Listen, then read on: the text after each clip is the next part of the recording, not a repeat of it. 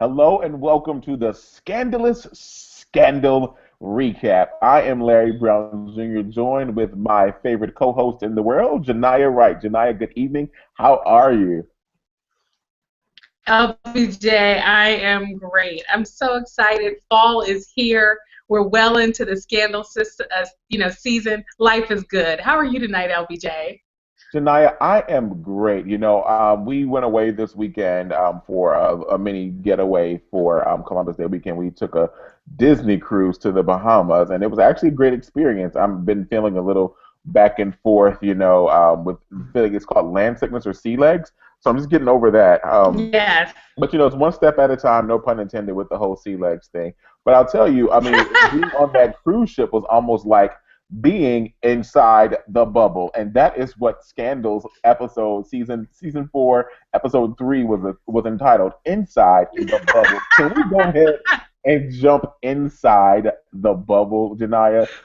Let's Yes. start first with Yes. let's first start inside the bubble, the domain, the abode, the casa de Papa Pope. Can you believe that he Woo! invited Jake to dinner with Daddy and Olivia? LBJ, that blew my mind. I went through so many different emotions. I will just say, and I've commented on this last season, and I'll just say it again. The fact that Eli tries to compartmentalize his life in this way and kind of have these moments of an artificial connection with his daughter where Yes. he pretends to be just a normal human being, it's quite laughable to me. And to me, it gives you a sense of how far programmed he is, because we need to remember that Eli, whatever his history is, and we don't know all the details, he's gone through some kind of programming. He's not the first command. We know that. And so the fact that he tries to compartmentalize his life in this way, to me, it's an opportunity for us to see how far that mania actually goes in his mind. We know that he's diabolical, but we see that he's also dysfunctional, in this way. And I will just say, the way the whole thing went down with Olivia coming to his house and somehow just, under his diagnosis, Olivia in pursuit of some sort of normalcy in her life. My gosh, she goes to Eli to find normal, to find square one. What did you think of that, LBJ? I was all for it, Janiyah. I have been an advocate of the relationship of Eli Rowan, Command, Daddy, Papa Pope, and Olivia.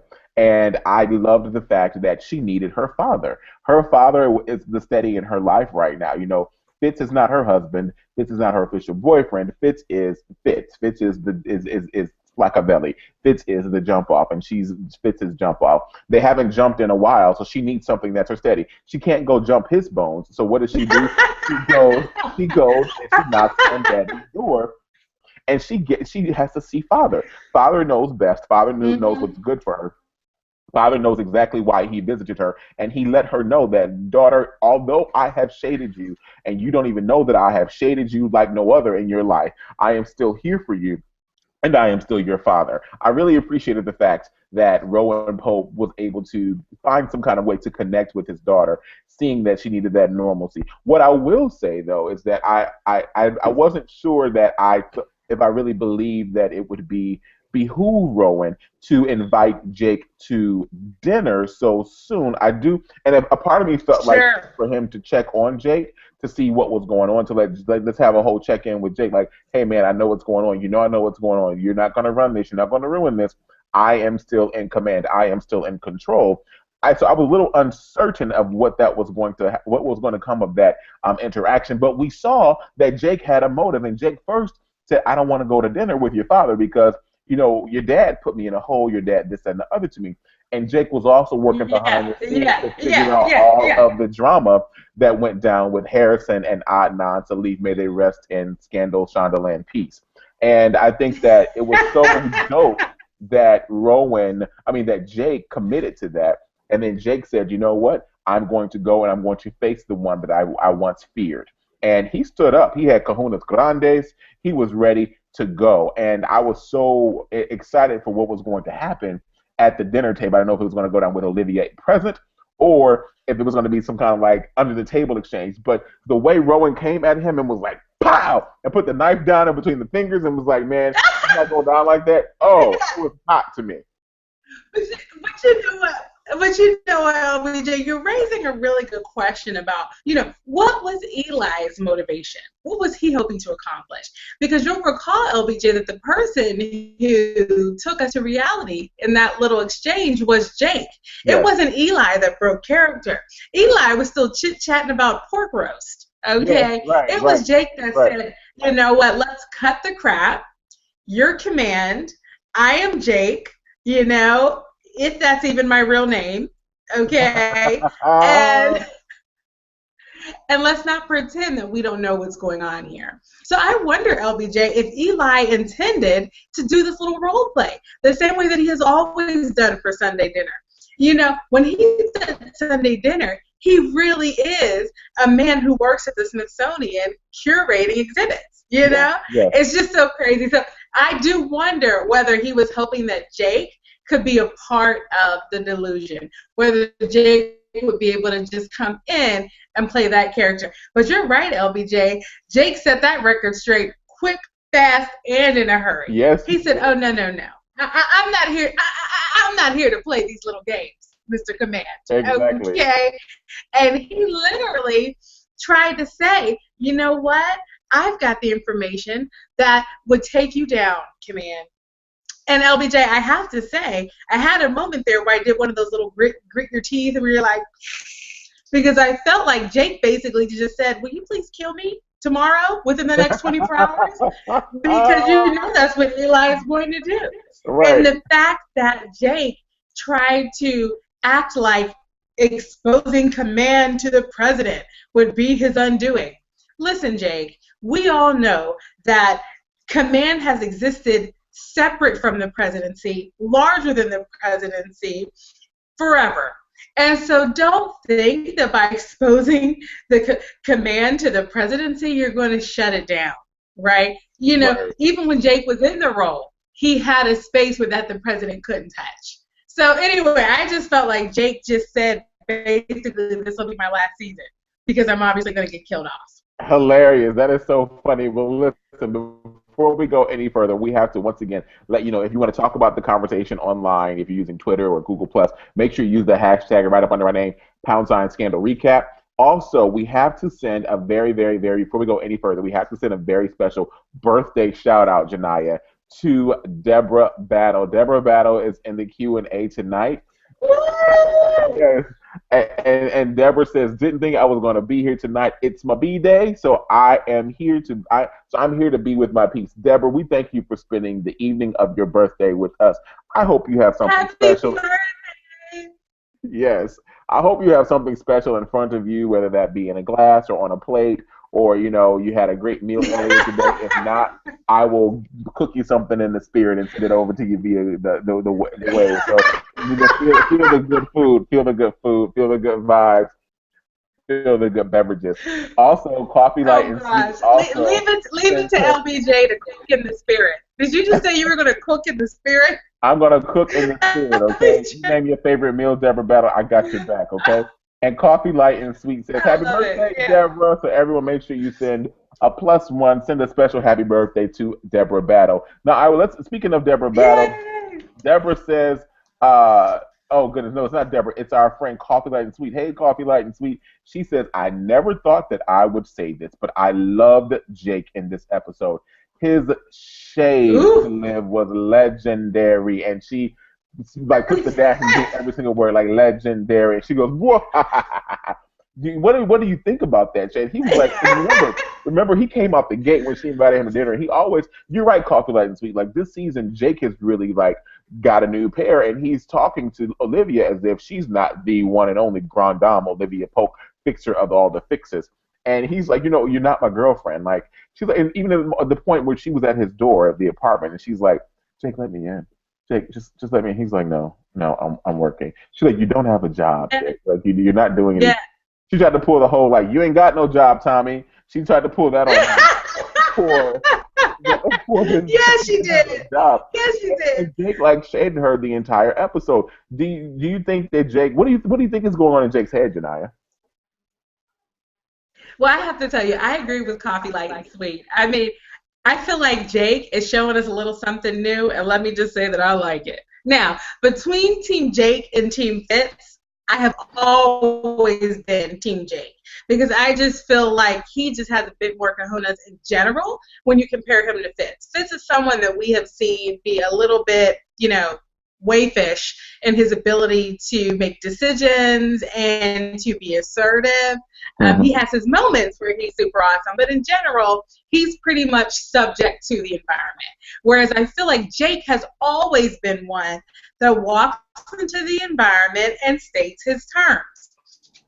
So in that regard, I'm really consistent.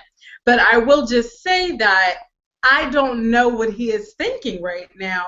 If he really thinks that exposing the death of Harrison and Adnan is going to be enough, that whole little storyline, that's going to be enough to be the undoing of Eli.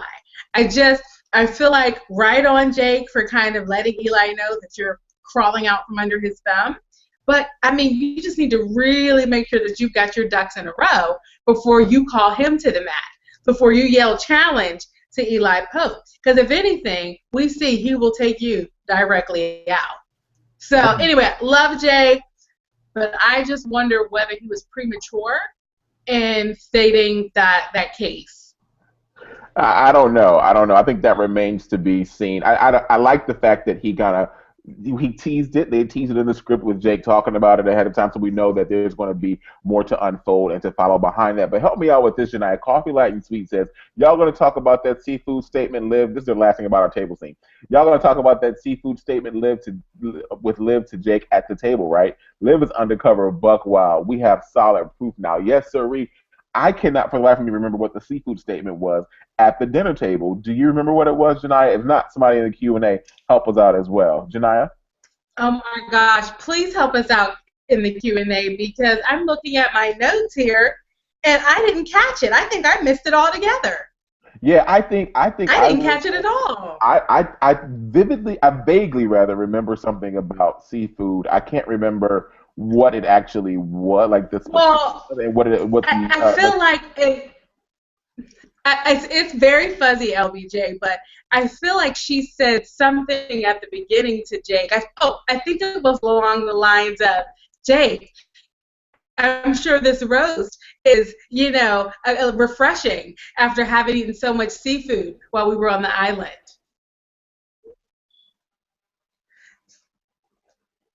I think Uh, that was it, LBJ. I don't remember. Does that That sound was familiar? it. It kind of it's a little familiar. Yeah, It's a little familiar. But yeah, I'll tell you yeah. this: it was I didn't understand.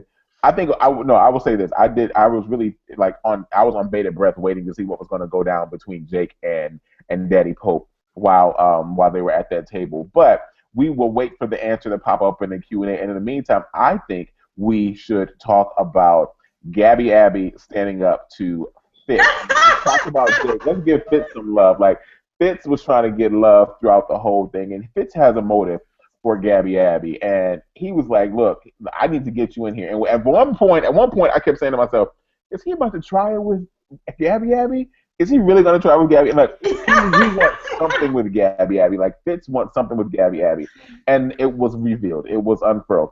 We learned that Fitz is trying to figure out what's going on with his boo, and so he's using Gabby Abby to do it. But then Gabby Abby was like, "Mr. President, my name is not Gabby. It is Abby.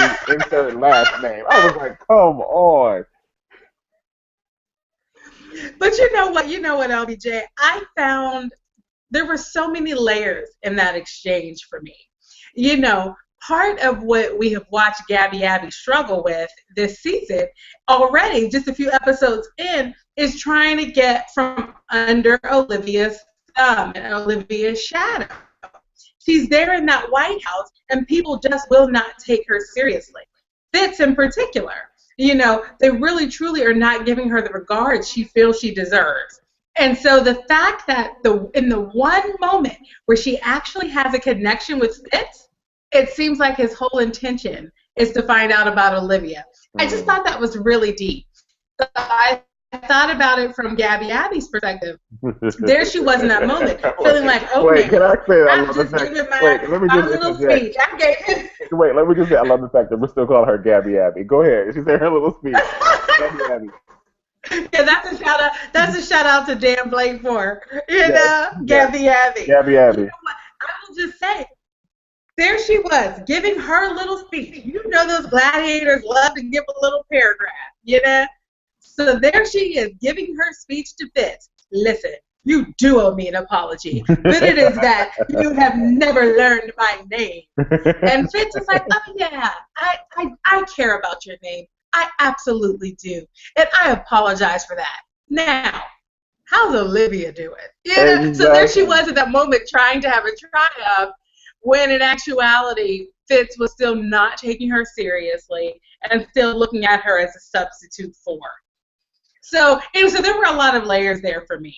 You know, I even watched Gabby Abby's reaction to Fitz kind of giving her a hey dude bump on the shoulder. You know, she was there wanting to have a Right, connection.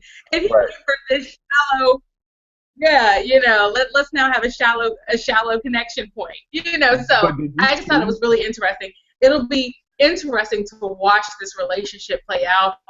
The question is, how long will it take for Gabby Abby to finally be in a situation where she calls Olivia for help?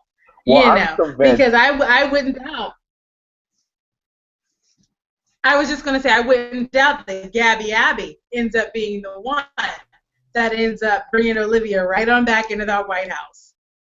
Well, I'm convinced that Gabby Abby is going to walk off the job before this season is over with because she Mm. can't make it throughout the season without Olivia. And if she does, she's gonna like fight tooth and nail to keep her sanity before the season is over if she keeps that job as the White House press secretary. Coffee Light and Sweet agrees with me. She says, I thought the same thing. Is Fitz going to make a move on Abby? Oh, heck no. Then he typically showed his hand to Abby by asking about Olivia. Bad move, Fitz. I hope Abby doesn't use this to manipulate Fitz to hurt Liv. There is a woman code. Ooh, ooh, ooh, ooh, ooh. I never thought about the woman code, Coffee Light and Sweet.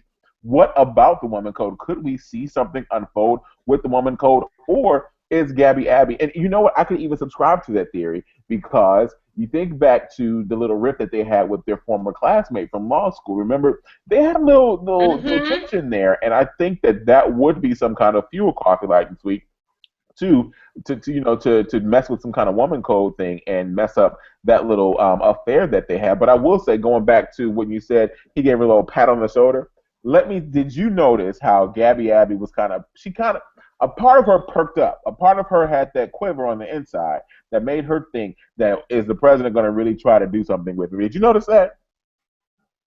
Oh, absolutely, LBJ. Her internal nectar alarm went off.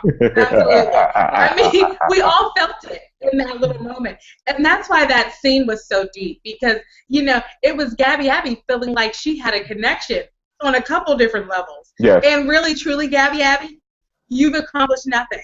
And I wouldn't be surprised if Fitz once again forgets your name when you stand and leave the room. You know, so Right. yeah, I saw it too, LBJ, where she thought she resonated for a moment. And Right. on the topic of Gabby Abby, can we talk about Gabby Abby trying to manage that situation with Melly? You know, it was so interesting, LBJ, that, you know, I will say this. One thing about Olivia, if she has a message to deliver, you know, you can try not to listen, but she's going to get that message through. You Right. know, how many times have we seen, you know, people try to shut Olivia down when she's about to give one of her gladiator speeches? Well, Hmm. guess what? She gets that speech finished. Gabby was, you know, really not doing a super awesome job of asserting herself. She was trying to say, you know what, President Cyrus, something is happening with Melly that needs your attention. And when they told her to shut up and sit down, little girl, she did. And so that's another reason why LBJ, she's not going to be successful in this role without calling on Olivia. She does not have the chops. And She's she's not going to get the respect of these people until she makes them listen. So here we have now Melly, who is literally, yes, literally, screws are loose, marbles are lost. One flew over the cuckoo's nest. I can't even come up with enough analogies to explain how Melly is clearly off her rocker and she really needs a prescription of some sort, maybe 2 or 3. But here was Abby. She had such a triumph last episode in managing Melly, only to watch her fail so miserably this week. You're right. You're right. And I think that she's saying over and over again, like you said, she is not going to be successful without Olivia Pope. I mean, it was a complete and utter epic fail with what happened to Melly. I mean, and our heart continues to go out to Melly in this Yes. entire situation. I mean, like, Melly is still grieving. She became completely obsessed with the Cliff wife, or the Cliff wife killer. I'm going to tell you what it's really called. It's called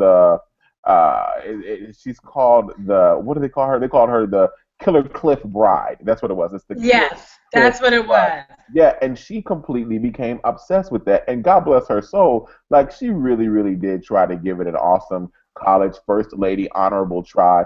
I mean, but how silly did Melly look up in that boardroom when she had, like, the leader of Department of Agriculture, she had NASA in the room. I mean, it was so bananas. Spitz came in and was like, did we have a cabinet meeting? Like, she called the president's cabinet into quarters for a meeting about if this woman pushed this man off of this cliff. She had binders drawn up. She had graphs and stuff. If the man naturally fell, he fell at this slope versus if he was pushed, he would have fallen down like this. I was like, Melly, come on, man. Like, go grab a piece of fried chicken and sit down with Cyrus and rest yourself. LBJ, she had the head of the Department of Agriculture do a soil sample. Right. I mean, this lady was quite invested. And, it was so unfortunate because in the beginning of that little storyline, as it started to play out, we were so excited that, there was a day where she was not going to go to the gravesite and sit there randomly eating potato chips and public right. So the paparazzi could see her. Yes. We were so excited. We were like, oh my gosh, Melly's having a breakthrough. Something is being revived on the inside. Only for us to watch the process end, LBJ, with her literally there looking completely like the fool sitting there with all these people. I will tell you, though, I just had a moment of, hey, the last time I had to write a paper, I used Google. My goodness, it's nice. It is nice. It's about who you know in this here life. That's an early takeaway for you. It is about who you know. The good old G-O-O-G-L-E. I want to go to Kathy Grantham. Kathy, thank you so much for joining and watching with us tonight. Kathy says that cliff scene was a hot mess. But is it planting the seed for her to snap later in the season and try to do something similar to Fitz when Melly catches him sleeping with Olivia? Kathy Grantham, I think you're on to something. I do totally think that this was a seed to see something snap later, because Shonda is setting us up for Melly to have a breakdown. Like, it is inevitable. Melly is going to have. We saw her break when she left. What was it? When they left the cemetery, or when they laid the son to rest, and she was walking back in the. No, it was after the State of the Union. Yeah. And she was walking back into the residence quarters at the White House, and she walked in and collapsed on the floor, doubled over. I think that we're going to see Melly have a complete and total meltdown, Kathy. If it's going to be related to Olivia, that would be ideal, because that gives us more juice to add to the entire punch bowl, and we can just continue to ladle it out and serve it to the audience. What do you think, Janiyah? LBJ, don't call her breakdown scenario ideal. That's so rude. I'll say this. Wait, no, I still have a heart for Melly. I'm playing the violin, world's smallest violin for Melly. It is appropriate. Yeah. You know what? I'll say this. I think you're completely right. This could be, we could look at this as a moment of foreboding, where Melly, you are heading down the cliff, girlfriend, and maybe it's a little cliff on your diagram where you had a little arrow pointing down with dotted lines in your soil sample. Maybe that's where you're headed, girlfriend. But it's also possible, LBJ, that she is heading for a breakthrough. Oh, Because hey, yeah, one thing yeah. I felt it. that I whole felt the scene breakthrough. one thing that scene did force me to recall is that Melly is an attorney too, right? It's like there were times during these prior seasons where we were like, hmm, if Melly were to leave Fitz, or if Fitz were to leave Melly, what would Melly's life after look like? And we always went back to the fact that Melly has a really solid professional acumen, and she could absolutely have a career doing something legal. And so anyway, so I was excited is, we're getting a sense of what Melly's next phase will be. She's no longer energized by just being the wife of. And that has been her life force. That's not working anymore. What could be a new source of life for Melly? Maybe LBJ is getting back into her work and having her own career. Oh, that's good. That's good. I think we have to see her have. So I can see that storyline unfolding with Melly having her own career because I think we are due for her to launch some kind of first ladies initiative on something. It's like inevitable that we Melly has to have something before the term is up. So yes, I think that we could see her do some kind of advocacy work, maybe when it comes to grieving parents, or when it's revealed that their son was murdered, and then or she may become some kind of poison control advocate. I don't know. She may ask for Mm-hmm. warning labels to be placed on the bottles and ink pens and whatever else that her son might have come in contact with allegedly, that Right. caused that caused his death. Yeah. Um, but tell Yeah. me this: while we're talking about attorneys and things like that, what do you have to say about Olivia's law school friend who made the sexy tape with her daughter's son? This is also the former classmate of Gabby Abby as well. Yeah. Yeah. Crazy story, Okay. right? Well, crazy LBJ. And I just have to say before we move on, we forgot to shout out phase one of the Scandal Jam session for this episode. Because Yes, you'll recall yes. when Fitz was that exchange with Abby, we totally forgot LBJ to mention there was a little Scandal Jam session in that moment of Fitz really just kind of like, okay, Gabby Abby, yeah, let me just really pretend to take you seriously for a moment. And what was the song, LBJ? Do you remember? Yeah, wait. The song for the jam session. That was so. There were two songs I have for the jam session. The first one was Marvin It Gaye's "What's Going was On," the first one, and the and second that one, was that scene. yes, it That was was going on. It was just like, brother, brother, there's too many of us yeah, yeah, dying. Run, run, run, yeah, run. yeah. I was like, oh, here we go, Scandal It was Jam so good. session. Oh It man, was so good. it was so good. Hashtag Scandal Jam session. Yes, Okay, so I just had to get that in there before we moved on. I But you love know a what, Scandal LBJ? Jam session. I know you do, LBJ. I have to tell you. And I want to give you a shout out for that, LBJ, because it's easy for the soundtrack to go unnoticed, but you've opened our ear and you're making us alert to it. And I want to thank you for that because it helps us to enjoy the fullness of this show. So I think it's great. Thank But you so LBJ, much. I'm going to tell you this case. You're so awesome. LBJ, this case to me is meaty. I mean, let's just recap this case, okay? Hmm. So, here we have a woman. She went to law school with Olivia and Gabby Abby, right? She is a lawyer in her own right. But guess what? Girlfriend never even took the bar because guess what she did? She married her.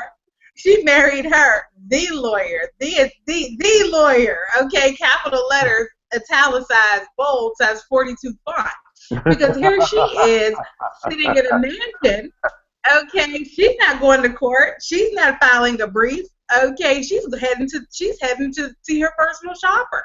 Hmm. So I will just say here we have a person who's taken a very different path from Olivia and Gabby Abby, but they still consider her a friend. And when we meet her, we're immediately attracted to her because we meet her as Olivia's friend, only to find out that, my goodness, there are some skeletons in the closet. Skeleton number one, your relationship with your daughter is not super awesome. Skeleton number two, you are clearly not fulfilled as a wife with, SAS 42 font lawyer because you said you were bored to death and you resort to what? Sleeping with someone else. And Hmm. not just A anyone, minor. someone else. You want to Statutory rape. Are you kidding me, girlfriend? You went to law school. You know the implications. And you choose to sleep with this.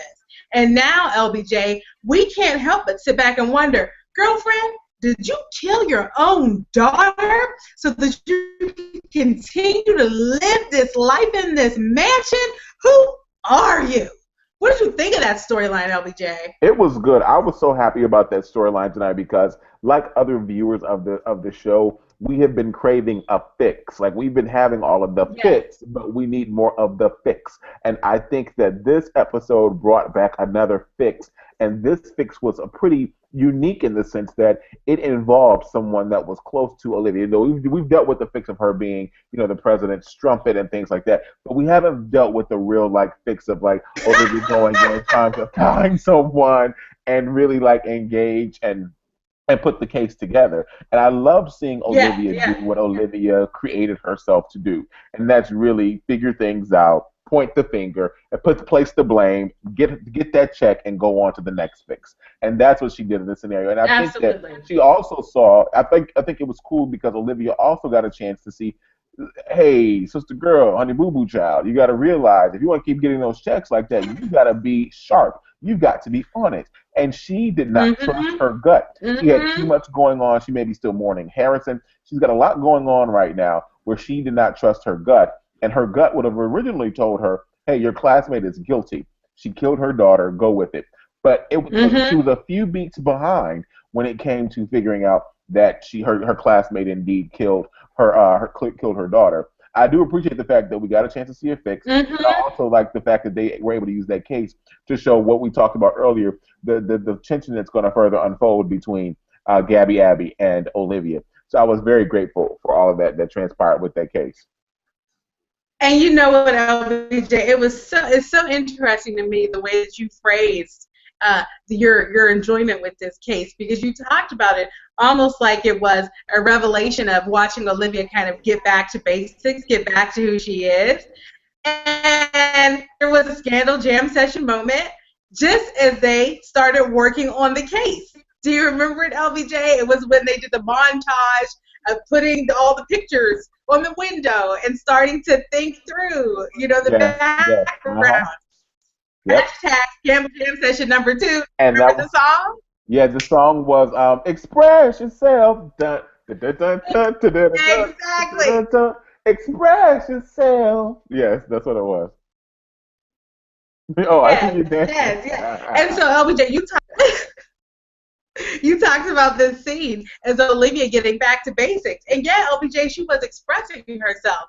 But you know what? It's very true. I loved your point. I mean, there was just a conflict of interest here. She was too emotionally involved with this woman to represent her. But I will just say, it's not often when we do have a case in Scandal where we don't get the resolution in the same episode. That's true. So this one actually didn't resolve itself. So it's carrying into this week. So I'll be interested to see what happens next. Is this woman guilty? I have to say, LBJ, I was a little confused. You know, generally, because me and Olivia are so in tune and because me and Shonda Rhimes also tend to think so similarly about things, generally, when Olivia has a gut feeling, I have a gut feeling as well. I was confused by this lady, LBJ. I was like, my gosh, she seems so sincere in her, oh, I didn't kill my daughter. But then again, you are stooping the child. So I don't know. There are question marks everywhere for me with her. Her name is Catherine, by the way. Yes, her name is Catherine. I'll tell you who doesn't have question marks all throughout this entire thing is who? Coffee Light and Sweet. And Coffee Light and Sweet says, remember how we fans all wanted Liv to have a best friend? Well, here's Catherine. Miss Cat has all the dirt. Miss Cat has all the dirt on Liv from back in the day. Coffee Light and Sweet, you hit it. Gosh. You said it. I was going to say this as well. I was going to say Coffee Light and Sweet. No. Catherine does know the dirt on Olivia. You know why? Remember when Catherine was sitting down in the parlor of the estate? She was sitting in the parlor of the estate, and she sat back and looked, and she said, remember that summer? And Olivia was like, so anyway, we're here to talk about the case. We're here to talk about what your daughter is. I was like, oh, Olivia, you turn up queen. Yeah. Yeah, yeah. She was about to get exposed by that girlfriend.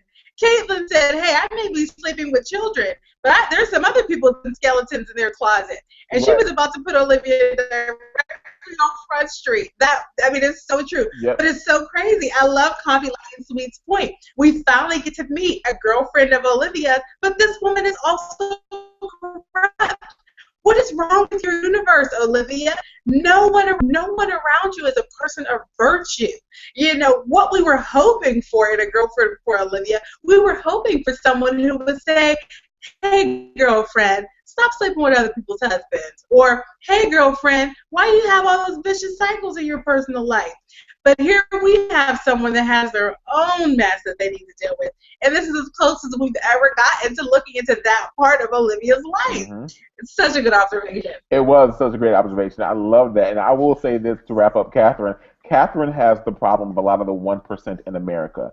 She lacks filters. She should know good and well if when you're Mm. rich like that, when you're sitting at home sipping wine, sipping tea, screwing around with kids making Yeah, sex tapes, yeah, yeah. you have no care in the world. And she Yeah. has, and Catherine is that woman. Catherine is that person who was like sitting at home doing whatever, like, oh, remember that time we went Yeah, out and we all got high? We all did like we did bumps of coke and we yeah. went out and picked up the kids from school, and then we came back home and made pot brownies. Like that's the kind of person that Catherine is. Yeah. Like she would just tell everything and be like, Catherine, come on, like everybody ain't got it like that. Everybody's not part of the 1% of America. We need to keep jobs. We have to keep everything else. So you can't go around talking about all the shenanigans that we do. And yes, I just made up the word shenanigans. All the Yeah. shenanigans that you would do in I and love out of it. these mean I love it. in and out of these mean streets of Washington D.C.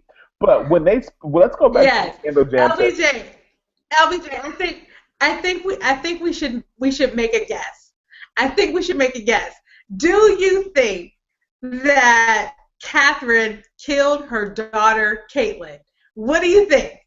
Give us a guess, LBJ. My answer is yes. Catherine killed her daughter. Catherine was too shady. Catherine's too iffy. She's too unsure. She's going to. I think Catherine's motive is going to be like, look, Olivia, you're going to ride this out with me because I am going to spill all of the information on you, and that's why I think Catherine. I do think Catherine did kill her daughter, but I do think that we have seen the Wow. last of Catherine when it comes to her. She could very well tell something to one of my beloved friends that I withhold from saying right now. But what do you think before I say this?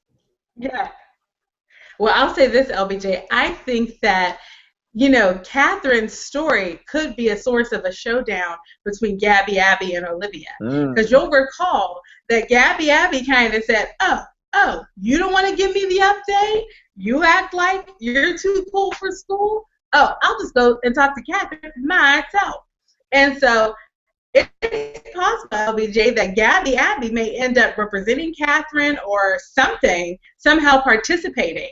And so my guess for Catherine is that she ends up having not killed her daughter, because that would be a way that Gabby Abby could really have a triumph moment over Olivia. That would be an interesting Mm. twist. So I'm gonna make that my vote. I'm gonna say that Catherine is exonerated. She did not kill Caitlin.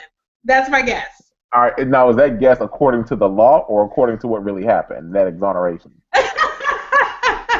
Listen, free is free. Okay. All right. Out is out. Well, let me say it all Okay. remains to be seen as the plot thickens on the next Yeah. episode of Scandalous. But Yeah. listen, but can we So talk good. about while Oh we were my talking God, about it's the so good. Scandal That was a Jam perfect session? Halloween voice. Yes, but listen, while we're talking about the Yes. Scandal Jam session song of Express Yourself, can we please talk about who was a breakout character in that scene? And like clockwork, my friend, my buddy, my pal, my fellow bison, Zoe Email puts in the Q&A. So are we going to talk about who? Quinn! All right. Quinn, Quinn, I Quinn, would just Quinn, like Quinn, to. Quinn, Quinn. I am so I excited. have I to just love roll Quinn. my. I have to roll my eyes. I have to roll my eyes because I'm so sick of Quinn. Okay. Anyway, but LBJ, you give your impression first, and then I will say cynical things. Oh man, okay. Where should I start with Quinn? I think let's start with Quinn in the 24-hour meltdown. Quinn comes back and she's like, "No, let's go back. Let's go back. Let's go back to Let's go back. yes. Let's go back. Let's go back to. I'm gonna start with Jake. She Yes. she's coming. She's coming. She gets there. What do you want? What's going on? What do you want? What do you want? He's like, just go in. It's gonna be 3 hours. Just talk to him. He's not gonna do anything to you. It's gonna be fine. He asked for this.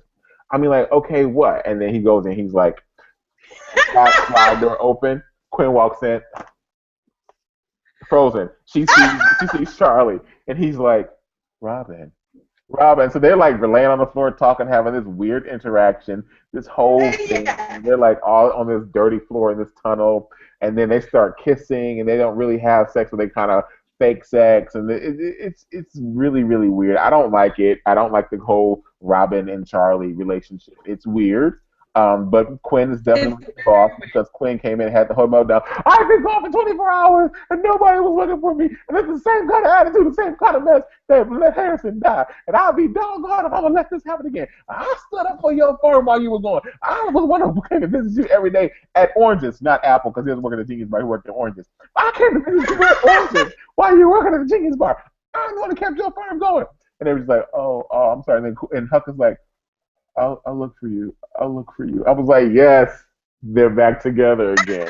That's my recap of Quinn. LBJ, LBJ, first of all, this was just yet another moment for me to stand up and give Jake literally a round of Quinn in exactly the way that she should only be used, which is as a pawn and a sacrificial lamb.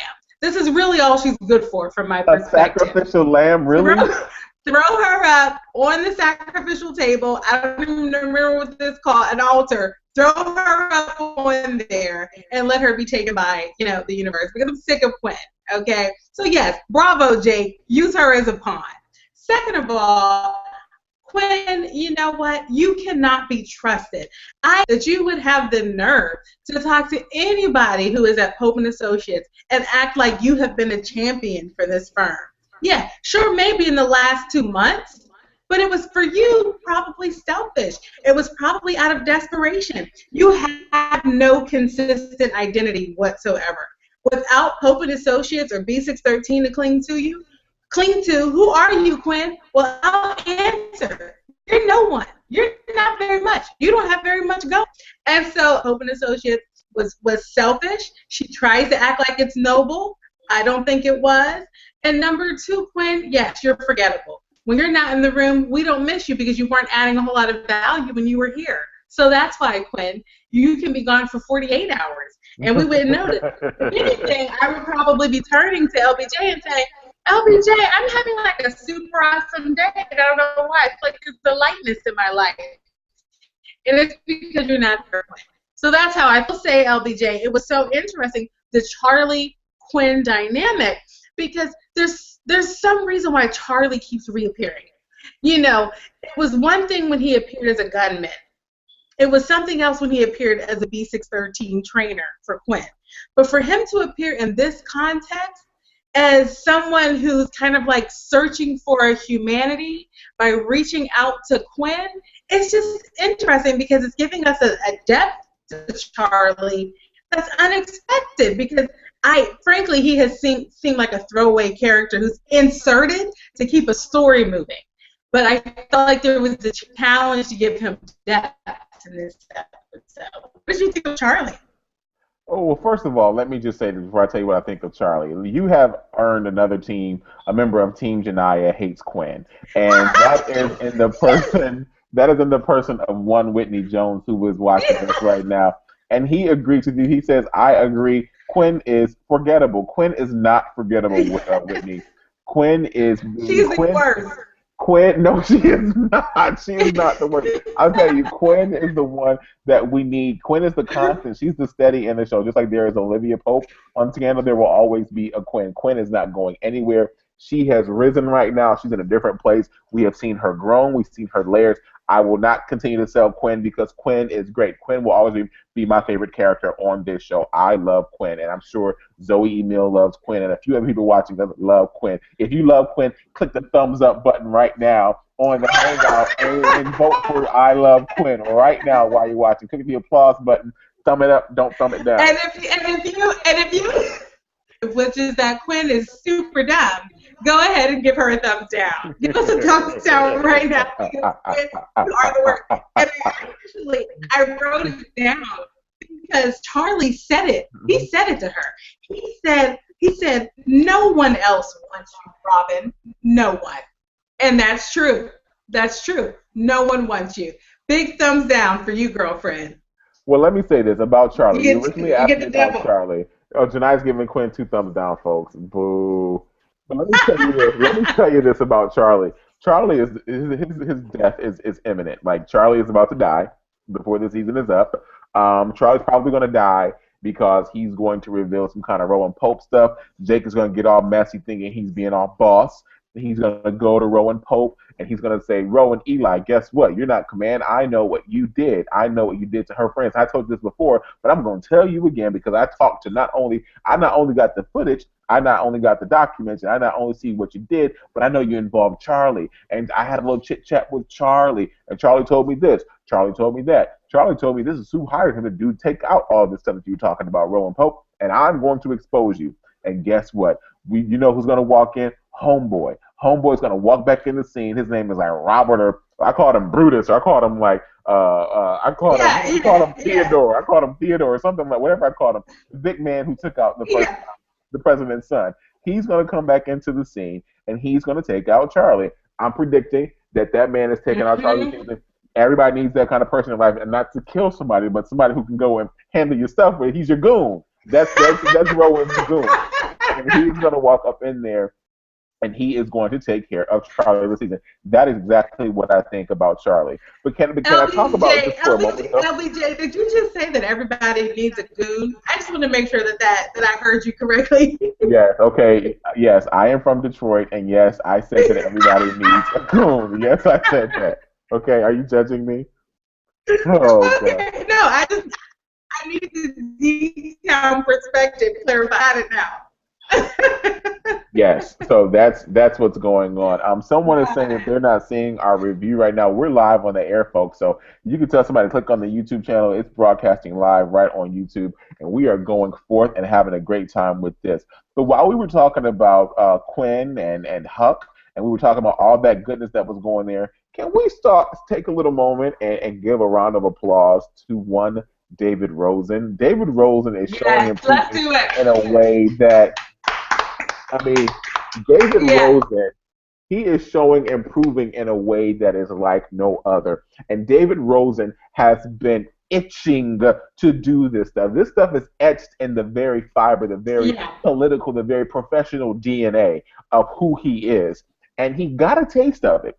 This is all gladiatordom that he's doing, folks. He's just going about it a different way. And David Rosen is on the rise. And I would dare say David Rosen is positioning himself to kind of like have a little bit of leadership like Olivia would. So if something were to happen with Olivia, David Rosen would then step in, take over, or run some kind of operation like that with Quinn as his cohort or as the co-lead with Quinn. David Rosen is the man right now. The way that he's getting business done should be commended. I am very proud of David Rosen right now. I agree, LBJ. I mean, this is another person who we've had mixed emotions about. We wanted David to bring some action. We wanted him to stop being that little chatty little dog that's chirping on the side of the road, just annoying you to death. And we wanted him to get in there and be a Doberman pinscher and just really bite somebody's leg off. And he's finally doing it. I hope a Doberman pinscher is a big dog because it just sounds like a big dog, but I don't really know what dogs look like. But anyway, LBJ, I was very excited to see David Rosen step up and him losing this battle. As I watched him watching his bill float away, I had a moment, LBJ, where I said, David Rosen is going to the box. And LBJ, he went directly to that box. And so one of the things I thought about, and I'd love to hear your thoughts on this, LBJ, what David Rosen is really doing is what Jake told him to do. Jake told him to go and get the bad guys. Yes. LBJ. Right now, how will Jake and David interact?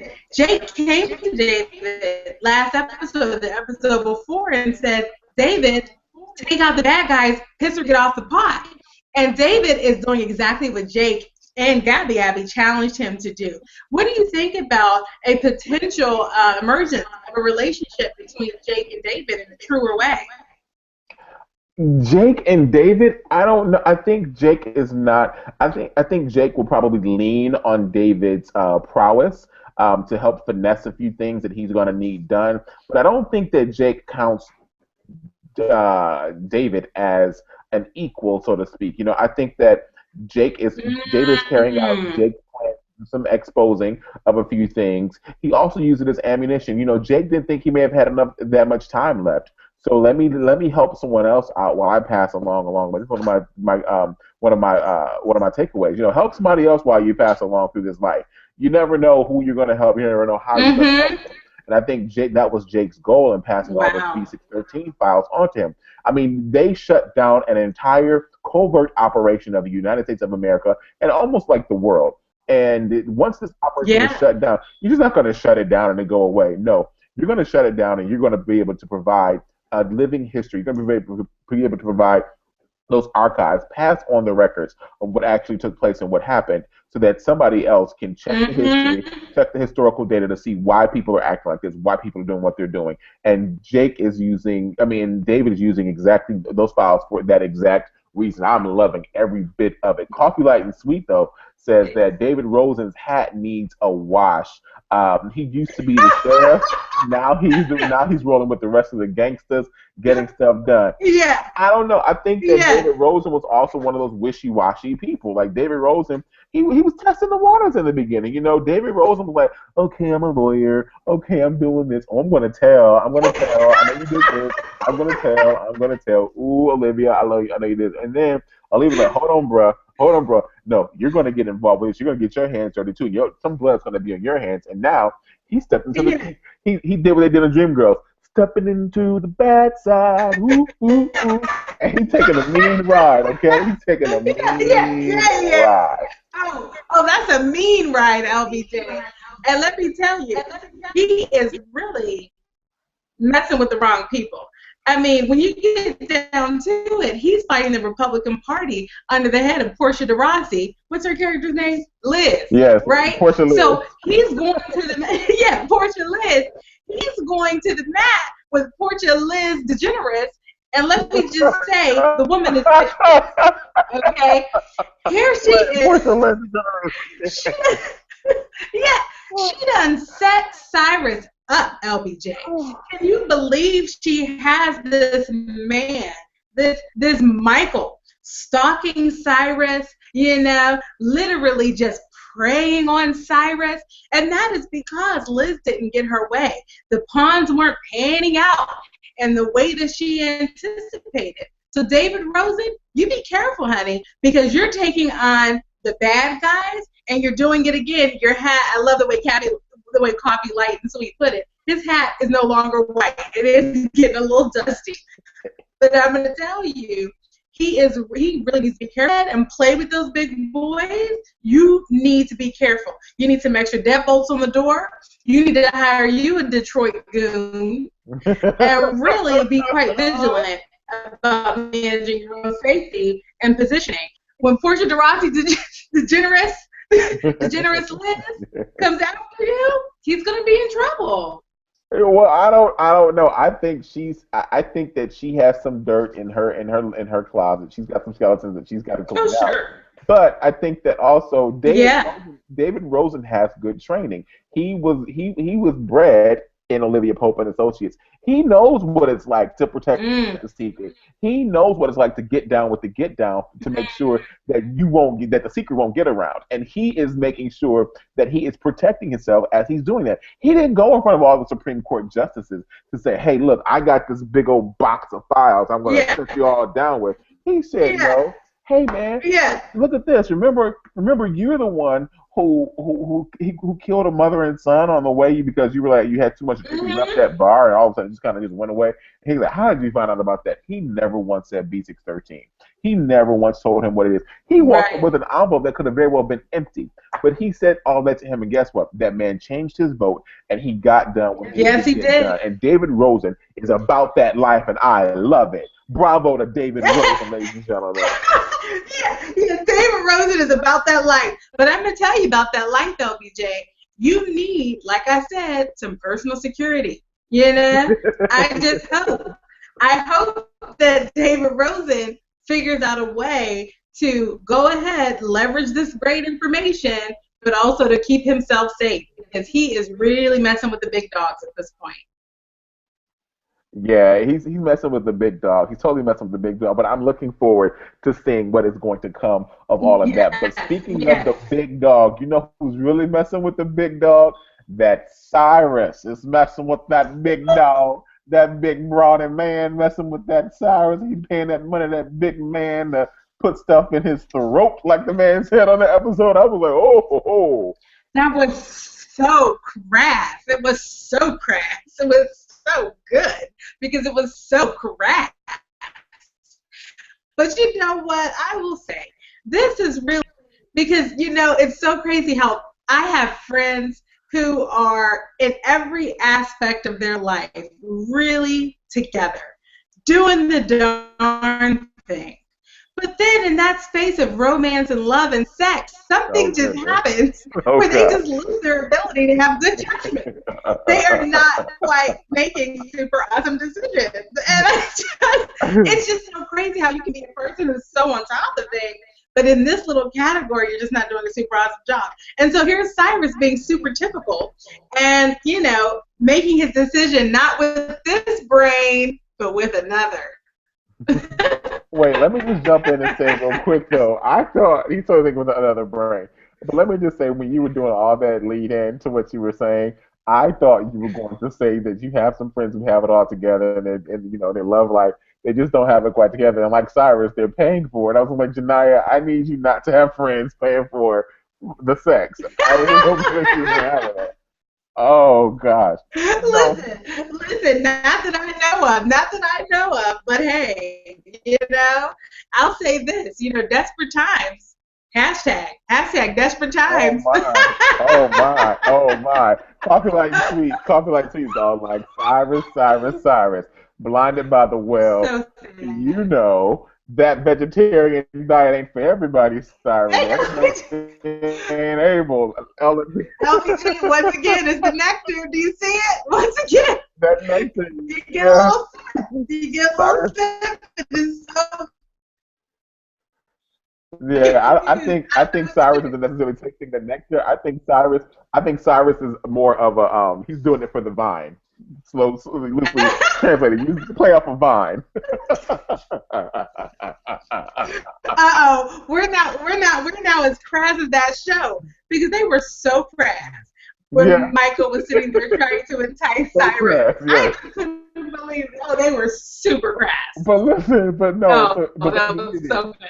you needed to have it though because that's the only way you were You going to did. break Cyrus's straight guy mold of like I am the chief of staff for the president of the United States. Yes. I do this, I do that, I don't do this, I don't do that. And I mean, it's like Cyrus, come on, do it for the vine, do it for the vine, Cyrus. And Cyrus like I ain't gonna do it. He's Yeah. like do it for the vine. Yeah. I ain't gonna do it. The moment later, he's like do it for the vine. Cyrus like I ain't gonna do it. I ain't gonna do it. He's going crazy doing it for the vine. Like come on. Yeah. Yeah. Yeah. Oh man, LBJ, poor Cyrus. He is getting set up for something good. I mean, let's see what Liz has in store for him. But I mean, there is a big attempt to bring him down coming down the pike. We'll see what Liz has in store. I'm telling you, it's going to be a cold, cold winter for Cyrus when that all goes down to because Fitz is going to let him have it because Woo! Fitz is steady. And Fitz, if Fitz finds out that Cyrus has been doing all kinds of dilly dallying around Washington District of Columbia, Fitz is going to have a migraine that's like no other. He's going to go back to the drinking like he did when he was in the shower and he was all drunk and Nelly tried to make him, Yeah. get all fifty and everything in Yeah. there. This is going back to that bottle. He already started going back to the bottle with the cognac, and then Gabby Abbey was like, "Well, that's the second best cognac or Scotch in the world. I can call the queen and get you the best Scotch in Yeah. the world." He's already turning back to the bottle. So I think that this whole Cyrus thing has the potential to take Fitz back to the bottle.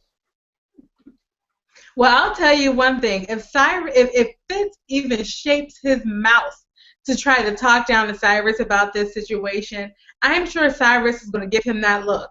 That look that says, "Oh no, you didn't, Pot. Try to call the kettle black." Because if anybody has been, it is you, Fitz. So let's just try to see him call Cyrus to task on really not having good judgment in this department. We'll just see what happens with that conversation. Yes. Speaking of conversations, Kathy Grantham wants to backsell and tag the conversation between Mike and Cyrus. She said Michael's line to Cyrus was classic. One for the records. Cyrus was no good Yes, at her. He wasn't. He wasn't. He said something to him along the lines he of like, was not. he was like, don't. I know. He said something about, you want to experience that, you want to get that lump out the back of your throat and put something else in the back of. I was like, this is rated TVMA tonight. Like, this is pushing the Yes, envelope. it was. Yeah, and you know what, LBJ? I have made a few references to it. I was worried about this 9 o'clock time slot because I was like, my goodness, are we going to lose some of the sauce? And I guess tonight Shonda was saying, oh no, sauce is here, it's in order because she really got kind of crass on a couple different spaces, including Catherine the Great sleeping with children. So anyway, good to know that the 9 o'clock slot is not going to take the juice out of this show. No, Crassness no. levels are right on par. You can take that juice and you can squeeze the grape, drink the wine, and everything else that comes along with it because Scandal is here and Scandal is not going anywhere right now. Yes. Anywhere right now. Any takeaways before we go tonight, Janaya? Oh, yes. LBJ, I have two takeaways, LBJ. The first one, it was actually Jake, my favorite. He said to Olivia, "You are not my girlfriend." And he has been consistent in that. And for me, this was a moment that resonated for me because so many people that I know, I think it's so easy to struggle with boundaries, especially in the romantic space. Yes. And it's so important to realize when you're dealing with a person what category they're in. It's very easy to try to take a person who is not necessarily meeting your criteria and try to pretend like they're potential life partner material. It's also really great. It's also really possible to take someone who is really potential life partner material and minimize what they're bringing to the table and enjoy them in a way that is less than what they deserve and less than what the relationship deserves. So for me, there is keep things in perspective and right on the Jake for helping Olivia to do that. Olivia is fine with living in the gray space. And Jake said, oh, no. We're going to box in here and be really clear about this dynamic. And so I say bravo to Jake. And it, to me, is a challenge to all of us to examine our relationships and kind of say, are there spaces where I'm being a little trigger shy? Is there a space where I really need to make a judgment call about the nature of this relationship and be honest with myself about how I need to operate in this dynamic? So a challenge to all of us. My second takeaway, LBJ, came from who? Liz DeGeneres herself. She said, when she got challenged by someone from the Republican Party who said, oh, Liz, it seems like your plan is not working out, really super awesomely. She said, listen, I have backup plans. She said, I have backup plans for my backup plans. LBJ, I had a moment where I sat back like, oh my gosh, this is a takeaway for me because I think it's another space where we all make mistakes. How often do you put your eggs in one basket, LBJ? You're so sure that something is going to pan out in a certain way. I think it's responsible for all of us in all categories of our lives to realize that ideal state does not always exist, and most likely it won't. You need to find a way to make sure that you are always planning for that what-if situation. And it's from those large, omnipresent pieces of our lives, like relationships with friends, families, romance, but it's also practical things like, money. Are you planning for your retirement? What's in your wallet, Capital One Bank? To me, it was a challenge. Like, what? Do you have backup plans? And do you have backup plans for your backup plans? And I'll tell you, LBJ, I've got some planning to do. Those are my takeaways. What about you, LBJ? I don't know. I'm floored. I have nothing to say. I feel like I've just been sitting watching the OWN network, and I was just watching a life class episode from Oprah's Life Lab, and I'm sitting with Iyama and Oprah in the middle of the stage, and you're on the screen on the Skype telling people what they need to do and take away in their life, investing and spending time and taking pages out Yes. of Liz DeGeneres' book and everything. That was really good, Janaya. That was very, very good. My takeaway is really simple. I've got You're one welcome. takeaway from this episode, and I think that I alluded to that earlier. And it's really help someone else out as you pass along. This life, yes, you are given your life to live, but you are Mhm. also challenged. It is incumbent upon you as a human being to help another human being out. Now, whether that help is in the form of you helping somebody take somebody else down for the sake of what's right and good, then do that. If that help is putting a $5 bill or a $10 bill or buying a meal for a homeless person on the street, that's helping someone. Find your help. Mm. Find a way to help someone else out as you pass through your life. I'm reminded of the situation with Jake to David Rosen. David Rosen was a desperate man. David Rosen showed promise, and David Rosen showed that he could do something honorable. And David Rosen found a different way to take what was given to him and do something honorable with it. Was he doing it the right way? No, not really. But is he doing it for Mm. what's right and good? Yes. A great law was passed to control guns on the street in the streets of America, or the Scandal America, on the TV show. And I think that good came about because Jake planted the seed with David Rosen to give him the files for B613. So, ladies and Mhm. gentlemen, it's Mhm. incumbent Mhm. upon you. Your challenge tonight is do something great. Help someone else out. Make it a daily challenge. Make it your personal daily challenge to help someone else out. If it's a colleague, if it's a superior, if it's someone Wow. that you see on the street, maybe it's a stranger. You don't even have to know this person. Help someone else out. Every little bit helps someone else's life. You can be a blessing to someone else. Take those skills, take those talents, take the information that you have, pass it on to someone else. Do like Jake did. Pass the information that you know on to someone else, figuratively, not in the B613 way, but pass it on so that someone else can benefit from their life, and then they can pay it forward and pass it on to someone else. That is my takeaway from this episode of Scandal. Mm. Mm. Oh my gosh. LBJ, I feel like we just went to the mountaintop with that one because you really just called us to task. It's just so easy not to step back and make sure that you're always, always in a state of giving, being grateful for what you have and paying it Hmm. forward. Thank you for that challenge, LBJ. You Thank are you for that. That's welcome. good. You are quite welcome. I'm going to challenge myself to read through a bunch of these round robins before we say bye bye. You're going to go up on the screen while I read this, and they're going to watch your Round reaction. robin! Here we go.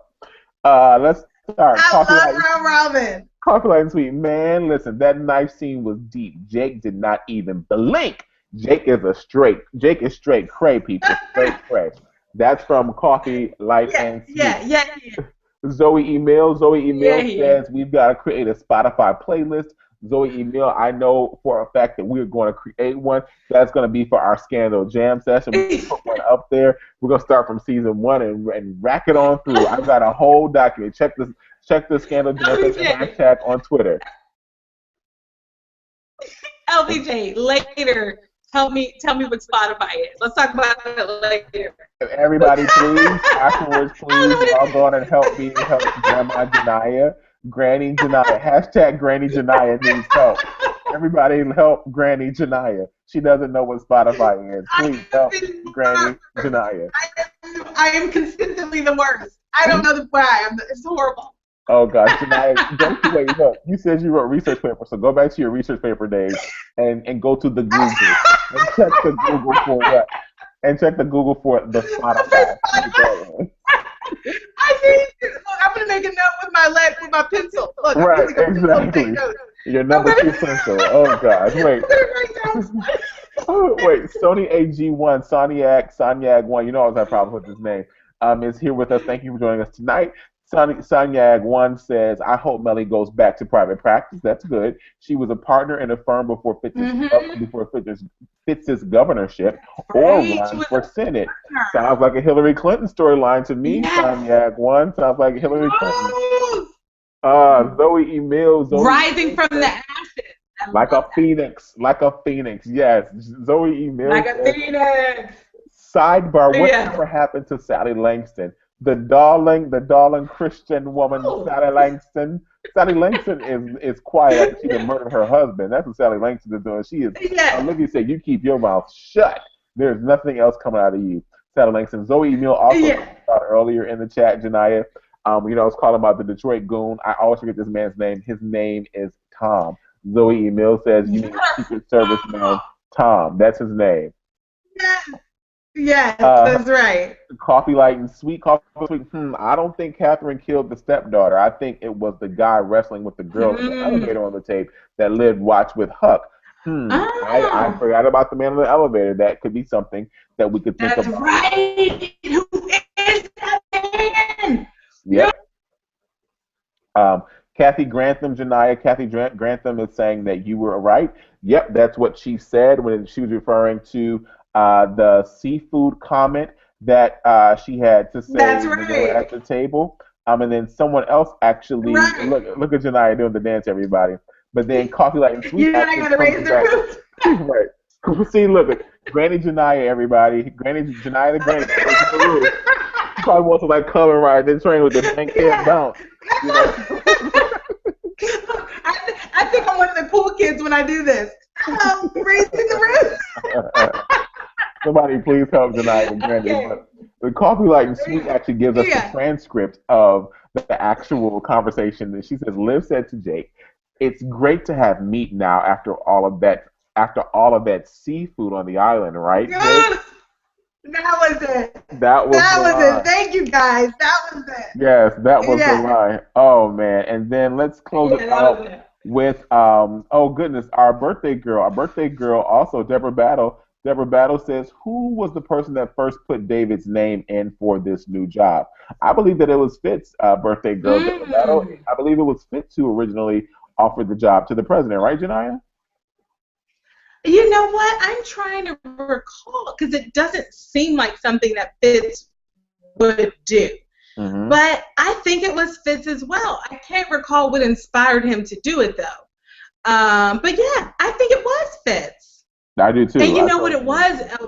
LBJ? It was a reach across the aisle.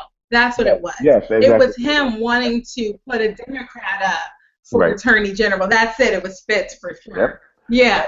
And lastly, Mhm. let's go to Coffee Light and Sweet to close us out. Coffee Light and Sweet says, "I think Jake will use the info on Harrison to play poker with Fitz and try to win Liv once and for all. He will turn Liv against Daddy and destroy Olitz. Remember, Olitz is the bond, is the relationship Fitz and Olivia. Yes. He will destroy Olitz. Liv will turn to Jake in gratitude. It remains to be seen as the plot thickens on Oh my Scandalous." God. I will say Coffee Light and Sweet has had some predictions that have come to pass for sure. I mean, she has done a good job of forecasting on this show. We'll Totally. see. We'll see. We will see, and we will see everybody back here Thursday night at 11:05 p.m. Eastern Time for the next Scandalous Scandal recap. The event is already created in Google Plus. You can go and put your predictions, put your comments in the event space now as we prepare for Thursday's episode and recap. We are so glad you joined us on this very special broadcast, this very special night of the Scandalous Scandal recap episode for season 3, no, season 4, episode 3. Flip it, reverse it. Season 4. Season Yeah. 4, episode Yeah. 3. Yeah. Join us for the next Scandalous Scandal recap. Like father, like daughter, this Thursday, 11:05 p.m. I'm Larry Brown Jr., and this Ooh. is my fancy co-host.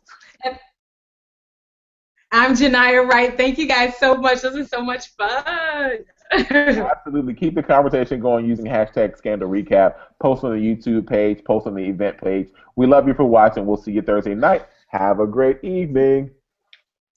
Bye.